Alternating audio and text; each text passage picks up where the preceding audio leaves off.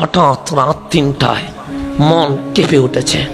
আমার মওলা যিনি আমাকে চোখ দিয়েছে, আমার আল্লাহ যিনি আমাকে বডি দিয়েছে, আমার রব যিনি আমার জন্য আসমান ও জমিন সাজিয়েছে, আমার আল্লাহ যিনি আমার জন্য সূর্য তুলে দিনকে আলোকিত করেছে, আমার রব তারা আর চাঁদ দিয়ে জিকিমিকি করে লাইটিং করেছে।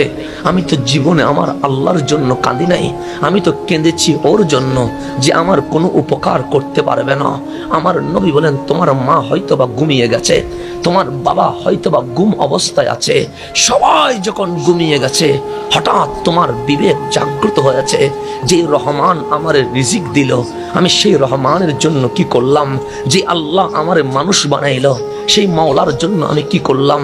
যে আল্লাহ আমার হাঁটার শক্তি দিল সেই হাঁটা দিয়ে তো আমি মসজিদে যাই নাই। যে আল্লাহ আমার হাত দিল সেই হাত তো কখনো আল্লাহু আকবার বলে গর্জে ওঠে নাই। আপনার বিবেক যখন জাগ্রত হলো, আমার নবী আকা রহমতুল্লিল আলামিন বলছে, বান্দা যখন সিজদায় লুটায়া সুবহানা রাব্বিয়াল আলা, সুবহানা রাব্বিয়াল আলা, মাওলা এতদিন বুঝি নাই, আজ বুঝেছি তুমি ছাড়া আপন আর কেউ নাই। চোখের পানি বের হয়েছে। এই চোখের পানি কোনো বান্দার জন্য নয়, এই চোখের পানি কোনো লিডারের জন্য নয়, এই চোখের পানি আপনার রহমানের জন্য, আপনার মালিকের জন্য।